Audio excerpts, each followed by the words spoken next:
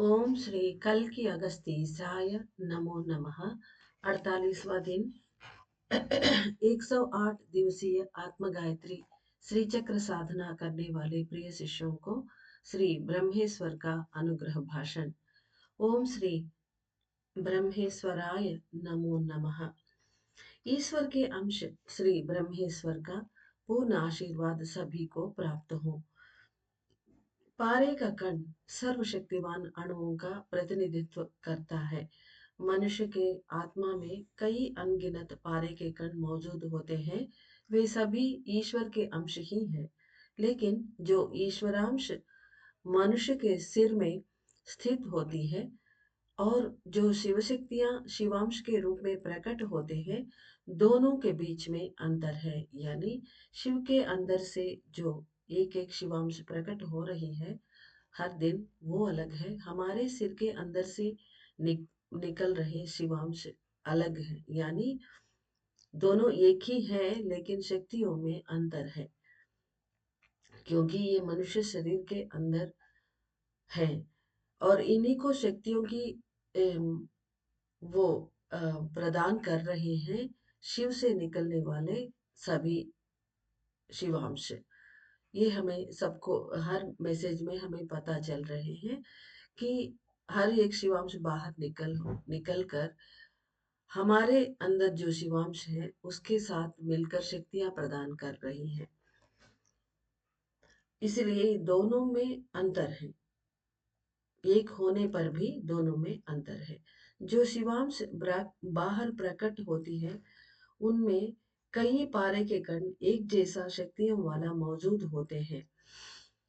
यानी एक शिवांश अगर एक शून्य लिंगेश्वर है, उनके अंदर कई शून्य लिंगेश्वर मौजूद होते हैं। इस तरह की श्री ब्रह्मेश्वर के रूप में उद्भूत होकर शिवांश बनकर प्रकटित मुझ में समान शक्तियों वाले अनेक ब्रह्मेश्वर कण स्थित हैं। यानी ब्रह्मेश्वर रूप में ये जो पैदा हो गए हैं शिवांश, शिव से बाहर निकलकर ये पैदा हो गए हैं, इनके अंदर कई ब्रह्मेश्वर कण उपस्थित होते हैं। श्री ब्रह्मेश्वर कण किस तत्व वाला है, उसका कार्य क्या है, इन सभी विषयों को जानना होगा। इस ब्रह्मांड में तैरते हुए अनगिनत अणुओं में कई ब्रह्मेश्वर कण होते हैं। वे सभी एक दूसरे से आसानी से मिलकर एक महान ब्रह्मेश्वर कण बन जाते हैं।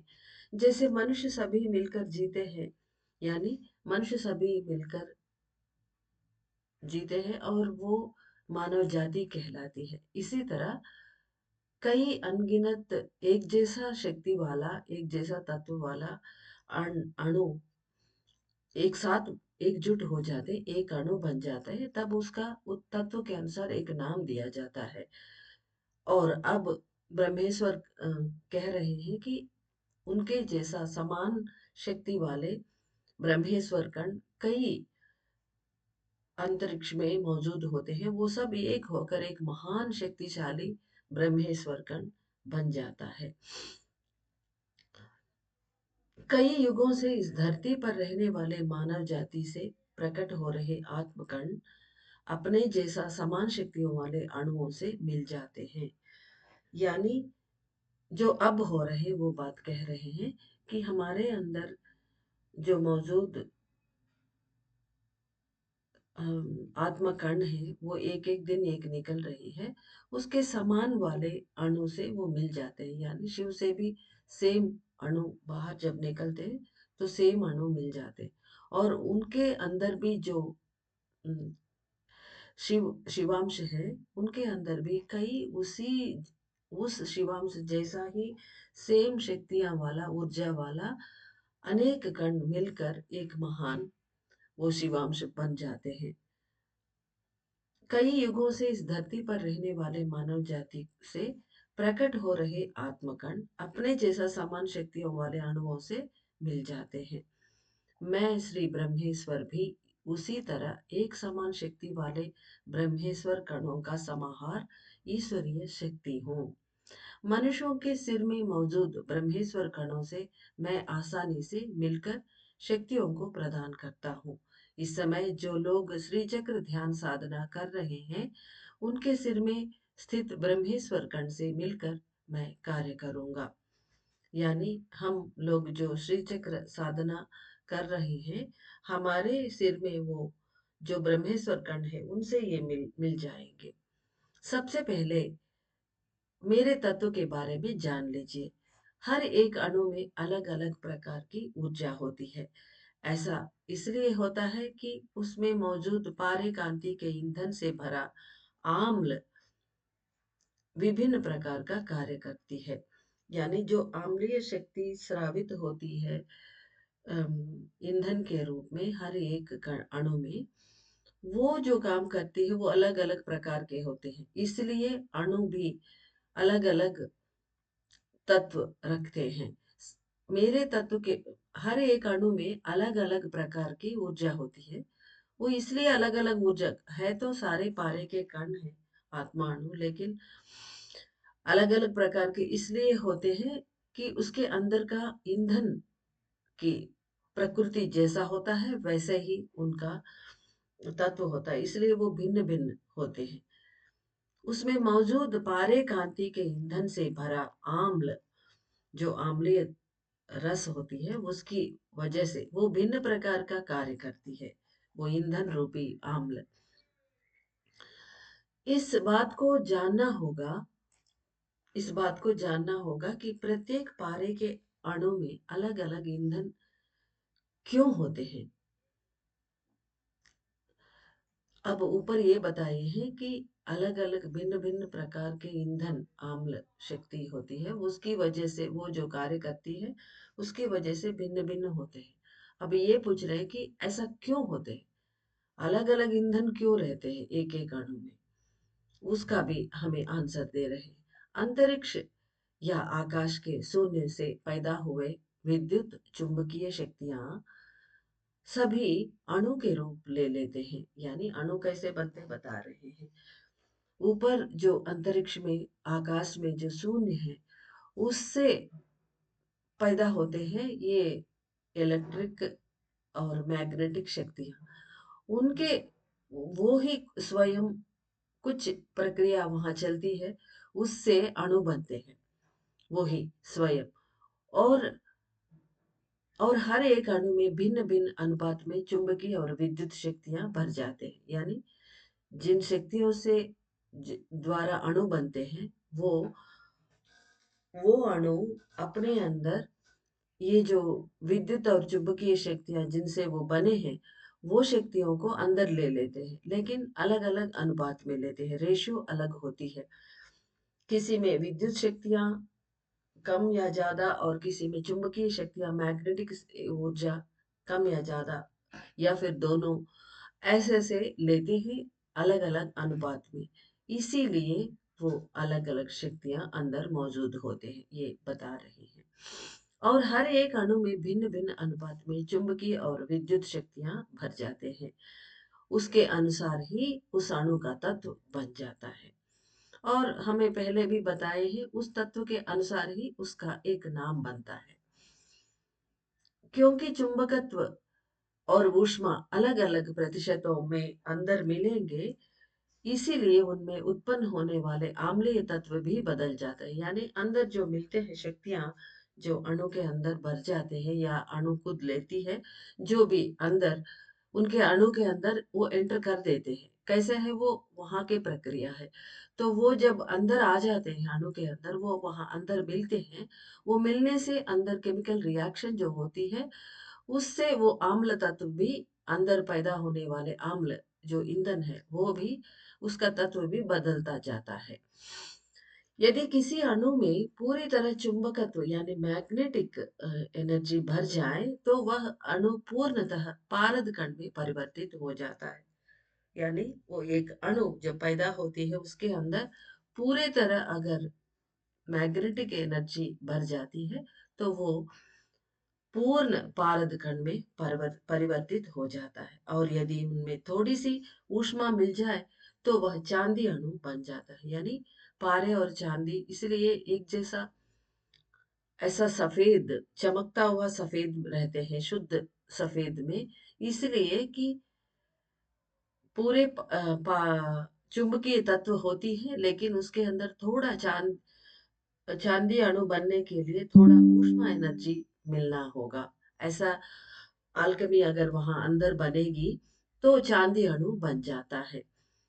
उत्पन्न हुआ अणु यानी जो पैदा होती है अणु, उसके अंदर मैग्नेटिक और विद्युत शक्तियां, इलेक्ट्रिक शक्तियां अगर समान प्रतिशत में भर जाएंगे, यानी समान इक्वल रेशियो में अगर वो मिल जाएंगे अंदर, तो उस अणु स्वर्ण शक्तियों वाला अणु बन जाता है। यानी यह गोल्डन एनर्जी वाला अणु तब बनती है इलेक्ट्रिक और मैग्नेटिक एनर्जीज इक्वल रेशियो में, जब इक्वल परसेंटेज में अंदर मिल जाएंगे। तो जो अणु अपने अंदर ऊष्मा शक्तियां अर्थात विद्युत शक्तियां अधिक रखेगी, यानी रेशियो में अंतर आएगी, यानी इलेक्ट्रिक एनर्जीज अधिक मात्रा में और कम मात्रा में बाकी मैग्नेटिक एनर्जी जब होती है, तो वो तांबे के अणु बन जाती है। यानी मैग्नेटिक एनर्जीज ज्यादा और कम मात्रा में ऊष्मा हो तो वो चांदी बनेगी, और इलेक्ट्रिक एनर्जीज अधिक मात्रा में और बहुत कम मात्रा में मैग्नेटिक एनर्जीज मिल जाएंगे तो वो तांबे बन जाएगी। इक्वल हो तो स्वर्ण अणु बन जाएगी। इस तरह की वो अणु का भिन्न भिन्न प्रकार तत्व बन जाते हैं। अब ये जानिए कि मैं श्री ब्रह्मेश्वर कण किस प्रकार के तत्व वाला हूँ, क्योंकि ये भी एक अणु है, तो उनका तत्व किस प्रकार होते हैं, इनका रेशियो कैसा होता है, ये बता रहे हैं। मेरे अणु में 4 प्रकार की शक्तियां सम अनुपात में मौजूद होते हैं। जैसे कि इनके अंदर कई ब्रह्मेश्वर कण मौजूद होते हैं, बताया इन्होंने। अब एक एक अणु कैसा बनता है ये भी बताया ऊपर। अब उन अणुओं को ये कैसे लेते हैं अंदर, ये सिर्फ मैग्नेटिक और वो इलेक्ट्रिक एनर्जी लेके एक अणु नहीं बनेंगे, बल्कि ऐसे अणु कईयों को ये अपने अंदर लेते हैं। वो अणु किस रेशियो में लेते हैं वो बता रहे हैं। मेरे अणु में 4 प्रकार की शक्तियां सम अनुपात में मौजूद होते हैं। पारद, चांदी, सोना, तांबा, ये चारों खनिज शक्तियां, ये अलग अलग अणु जो है वो चारों को ये समान अनुपात में लेकर बनने वाले एक अणु ही श्री ब्रह्मेश्वर कण होती है। यानी चारों खनिज शक्तियों को एक साथ एक समान रूप में ये ले लेते हैं, तभी एक ब्रह्मांड ब्रह्मेश्वर अणु बन जाती है। वैसे ही ब्रह्मेश्वर नाम मुझे कैसे प्राप्त हो गई है। जो सबका मूल स्रोत है वह ब्रह्म के रूप में जाना जाता है। जो ब्रह्म है वो सबका मूल स्रोत होता है, ब्रह्म से ही सभी सृष्टि निकलती है। तो वो बता रहे हैं जो सबका मूल स्रोत है वह ब्रह्म के रूप में जाना जाता है। ऊपर बताई गई चारों खनिज शक्तियां ही सभी गतियों का मूलाधार है। ये ब्रह्मेश्वर इसलिए इनके अंदर चारों शक्तियां ले लेते हैं, मौजूद होते हैं, कि वो ही शक्तियां सब गतियों का मूलाधार है। जो अणु मूल शक्तियों जैसा स्थित है वही सर्व ब्रह्म भी कहलाए जाती है। यानी जो अणु मूल शक्तियों का समाहार है, उनके अंदर वो स्थित होते हैं, वो उन्हें सर्व ब्रह्म भी कहते हैं। यानी ये ब्रह्मेश्वर कण ही सर्व ब्रह्म भी है। इसीलिए सभी अणुओं को आवश्यकता अनुसार शक्तियां प्रदान करना ही मेरा कार्य है। अभी ये बता रहे हैं इनके अंदर कैसे शक्तियां मौजूद होते हैं वो बताए हैं। और वो जो इनके अंदर खनिज शक्तियां हैं वो चार ही सभी को सभी को शक्तियां प्रदान करने वाले मूलाधार शक्तियां हैं। इसलिए ये सर्व ब्रह्म भी है। और इसीलिए सभी अणुओं को आवश्यकता अनुसार शक्तियां प्रदान करना ही मेरा कार्य है। जिनको तांबे की शक्तियां चाहिए, जिनको स्वर्ण शक्तियां, जिनको पारे, ऐसा उनके अनुसार ये सभी को ये सप्लाई करेंगे, अनुग्रह प्रदान करेंगे आवश्यकता अनुसार। यही ब्रह्मेश्वर गण का कार्य है। इस तरह सर्व शक्तियों को अपने में समाये हुए अणु होने के कारण मैं श्री ब्रह्मेश्वर के नाम से जाना जाता हूँ। अब इनका नाम कैसे पड़ गई है ये बता रहे हैं। प्रिय मानव, जो श्री चक्र ध्यान साधना कर रहे हैं इस वक्त, उनके सिर में श्री ब्रह्मेश्वर कंठ मिलने जा रही है। इस समय अनेक देवियां संगनन हो रहे हैं। आज सप्त कन्या के नाम से प्रसिद्ध देवी शक्तियां यानी माँ शक्तियां, मातृशक्तियां संगनन होने जा रही है।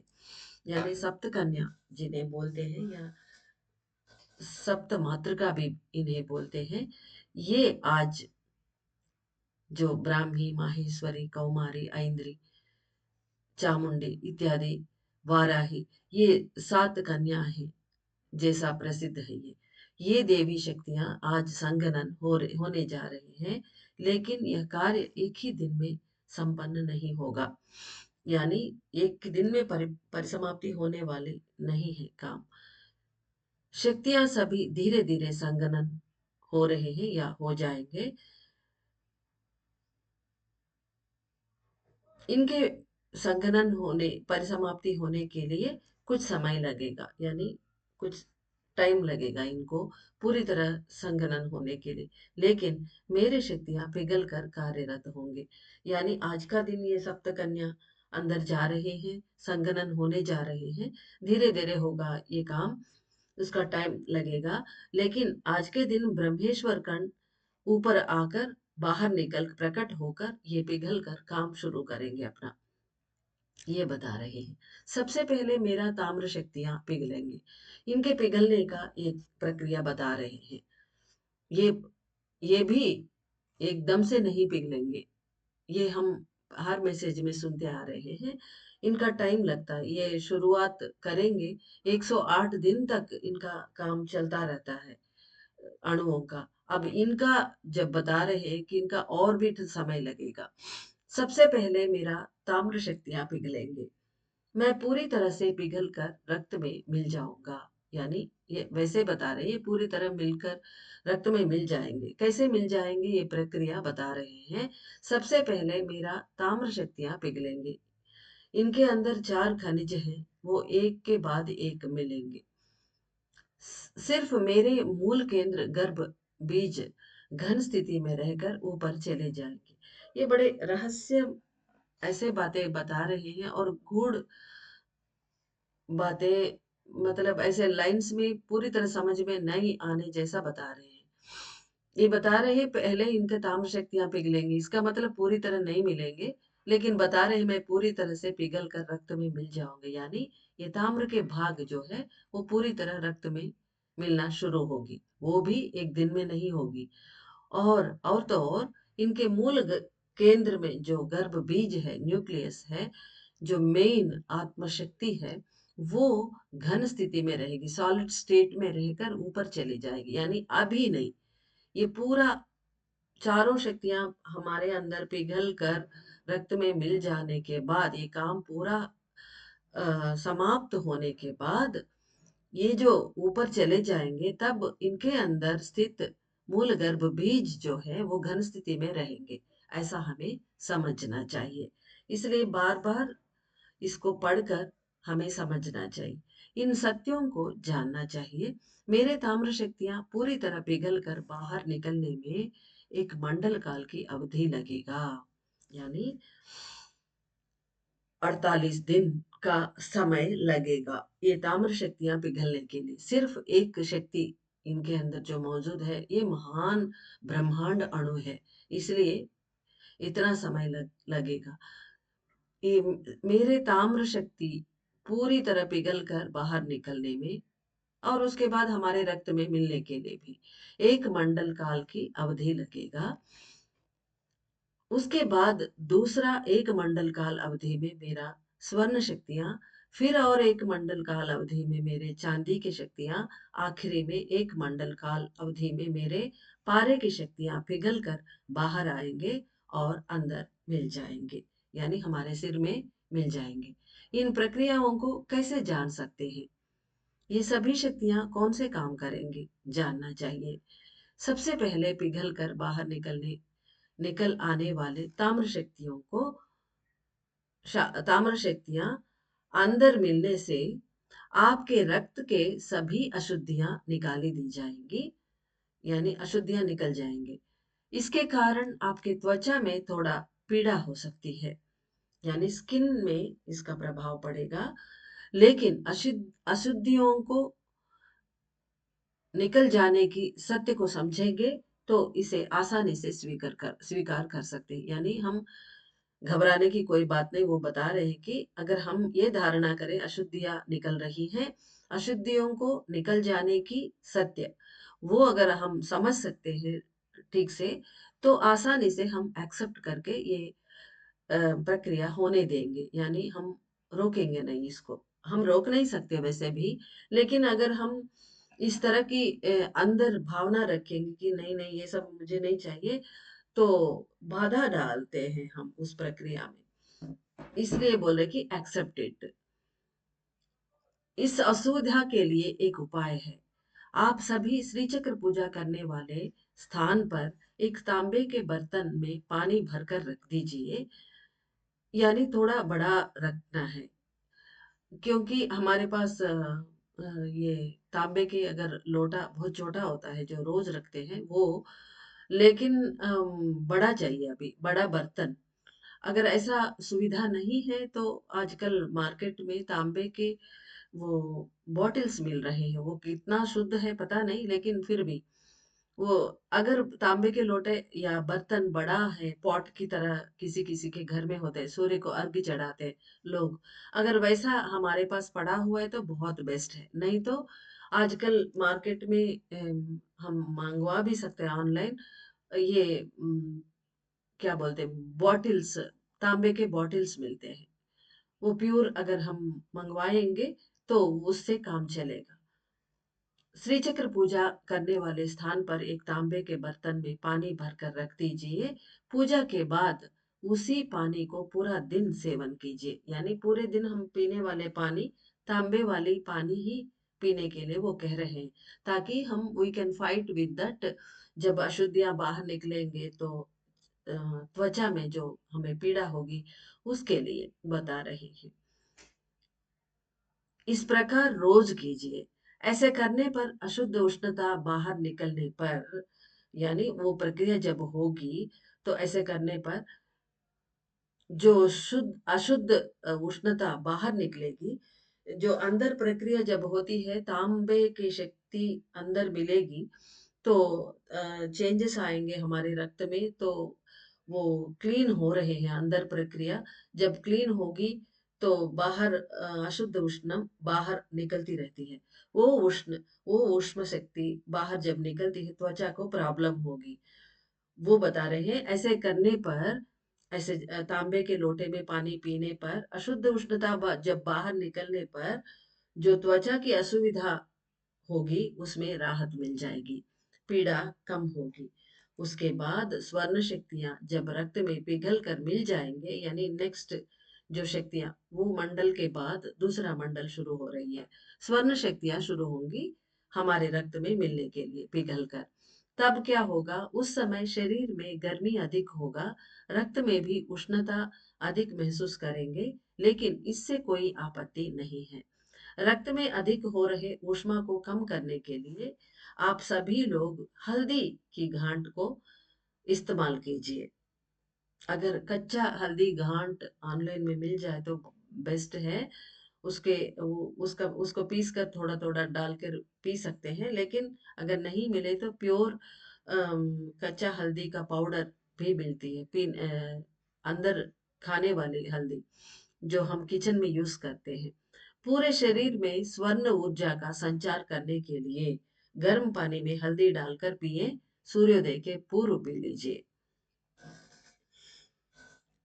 तो ये हम सुबह सुबह जब उठते हैं सूरज निकलने के पहले तब पिए, या फिर उसी समय में पिए, लेकिन सबसे पहले पिए हम चाय पानी लेने से पूर्व खाली पेट से ये हल्दी का पानी, गर्म पानी में हल्दी डालकर उसे पीना है हमें।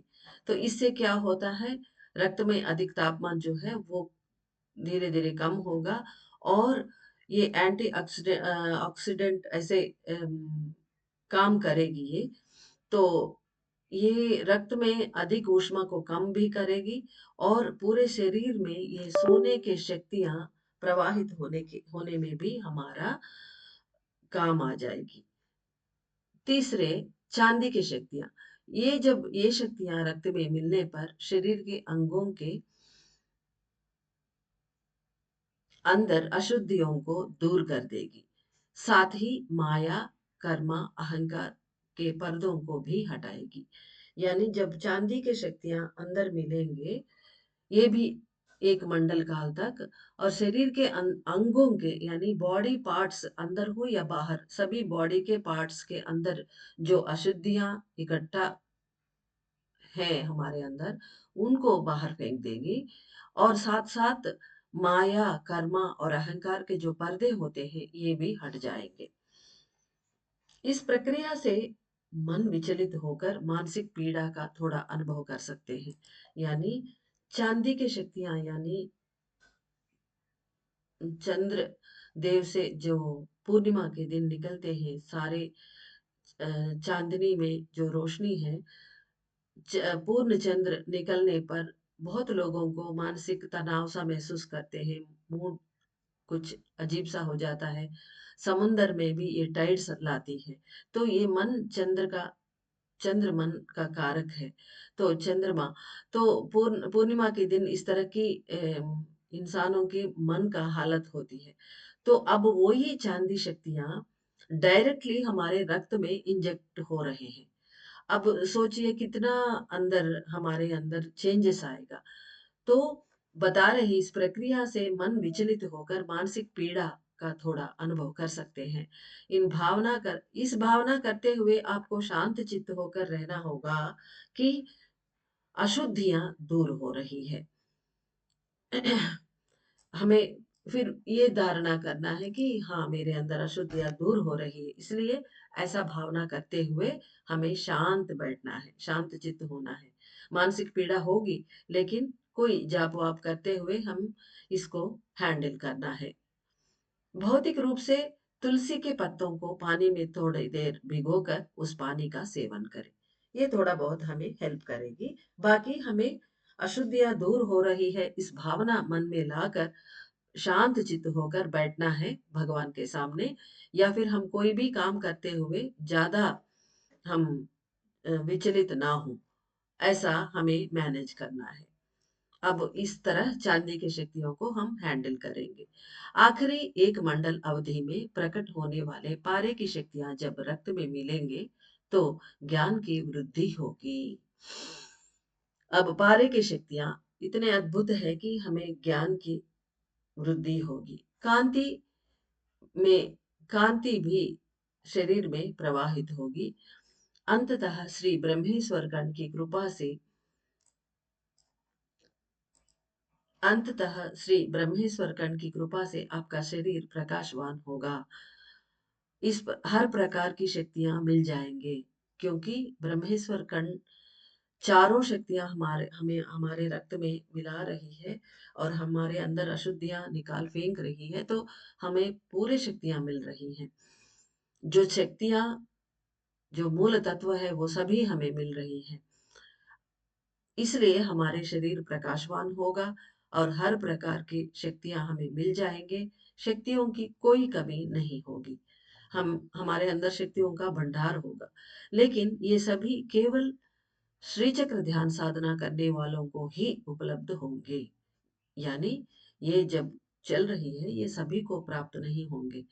हम श्री चक्र साधना कर रहे हैं, हमारे अंदर यज्ञ हो रहे हैं महर्षि अगस्त्य द्वारा और माँ आदि कामाक्षी द्वारा। तो उस यज्ञ में सभी देवियाँ संगनन हो रही हैं और एक-एक कण हमारे सिर में ही प्रकट हो रहे हैं। इसलिए ये जो प्रकट हो रहे हर शिवांश हमारे अंदर ही काम करेंगे। हाँ, हमारे आभा से प्रभावित होकर हमारे लाइट ब्रिज में जुड़ने वाले बाहर के लोग वो अलग बात है। हमारे प्रभाव से सभी को अच्छा होगा, लेकिन वो अलग है उनके अंदर ये रिएक्शंस कभी नहीं होंगे और ये शक्तियाँ उन्हें प्राप्त नहीं होंगी। यदि इन विषयों को पूर्ण रूप से समझना है, तो गहन ध्यान में बैठकर श्री ब्रह्मेश्वराय नमः का 3 बार उच्चारण करते हुए जल को भूमि पर अर्पित करें।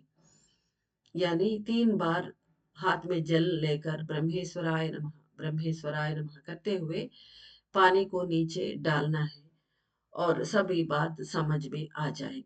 ये रोज हर कर सकते हैं हम, क्योंकि ये कई मंडल तक हमारे पास रहने वाले हैं। तत्क्षण आपका मुझसे गहरा संबंध स्थापित हो जाएगा। जैसे ही हम 3 बार इनका नाम उच्चारण करके जल नीचे डालेंगे, तो हमारे अंदर इनके साथ संबंध अधिक स्थापित होगा, क्योंकि वैसे ही ये हमारे साथ जुड़ चुके हैं, हम इनके साथ जुड़ चुके हैं, लेकिन इनके संबंध अच्छी तरह महसूस कर पाएंगे और अधिक संबंध होगी। अपनी आंतरिक विचारधारा के अनुरूप आचरण करते हुए सत्य का बोध प्राप्त करें। यानी जैसे अंदर हमारे विचार, ये मैसेजेस सुन सुन के हम समझते आते हैं और हमारे अंदर विचार जैसे जैसे उठते हैं, उसके अनुसार हमारे आत्मा की बात सुनते हुए सत्य का बोध प्राप्त करो करके बोल रहे हैं। श्री ब्रह्मेश्वर के पूर्ण आशीर्वाद